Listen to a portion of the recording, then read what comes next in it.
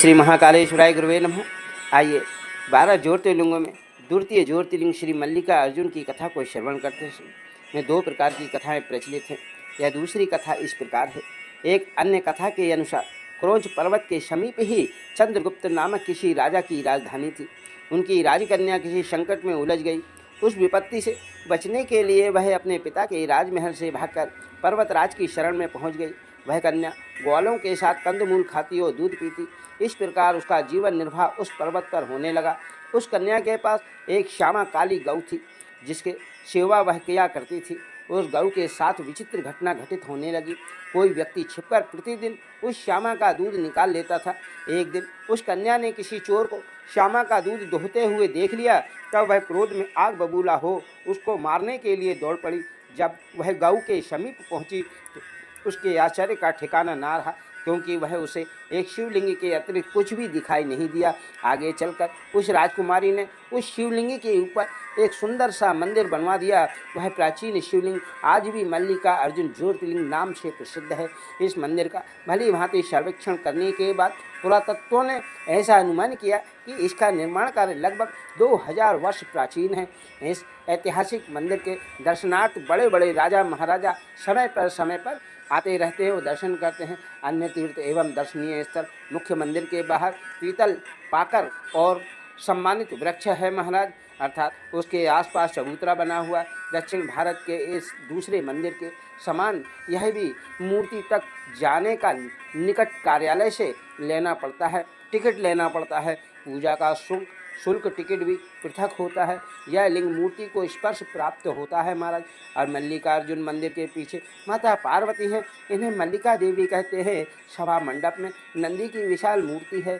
पाताल गंगा मंदिर के पूर्व द्वार के लगभग 2 मील पर पाताल गंगा है। इसका मार्ग कठिन है, 1 मील उतार, फिर 852 सीढ़ियाँ हैं। पर्वत के नीचे कृष्णा नदी है। यात्री स्नान करके वहाँ से चढ़ने के लिए जल चढ़ाते हैं महाराज, जल लेकर आते हैं। वहाँ कृष्णा नदी में 2 नाले मिलते हैं। वह स्थान त्रिवेणी कहा जाता है महाराज। 2 नदियाँ मिलती हैं, वह त्रिवेणी कहा जाता है। उनके समीप पूर्व ही एक और गुफा में भैरवी मूर्ति है। यह गुफा कई मील गहरी कही जाती है। अब यात्री मोटर बस या 4 मील आकर कृष्णा में स्नान करके भद्र भगवा देवी मल्लिका अर्जुन मंदिर के पश्चिम में 2 मील पर यह मंदिर है। यह 51 महाशक्ति पीठों में है। यह शक्ति की ग्रीवागिरी थी महाराज। श्री शिखरेश्वर मल्लिका अर्जुन से 6 मील पर शिखरेश्वर तथा हाटकेश्वर मंदिर भी है। यह मार्ग कठिन है। विल्वन शिखरेश्वर में 6 मील का एक कंपा देवी का मंदिर घोर वन में है। यहाँ मार्ग दर्शक एवं सुरक्षा के बिना यात्रा संभव नहीं है। हिंसक पशु इधर वन में बहुत हैं। श्री शैल का यह पूरा क्षेत्र घोर वन और घने जंगलों और मोटर मार्ग की है महाराज। पैदल यहाँ की यात्रा केवल शिवरात्रि पर होती है।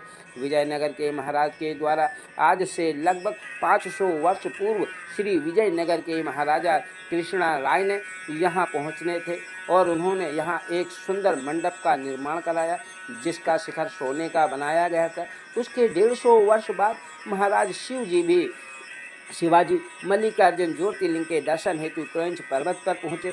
उन्होंने मंदिर से थोड़ी ही दूर पर यात्रियों के लिए एक उत्तम धर्मशाला भी बनवा दी थी महाराज।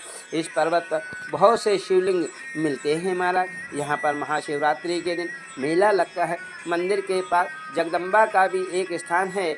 यहाँ माँ पार्वती को भ्रमरंभा कहा जाता है।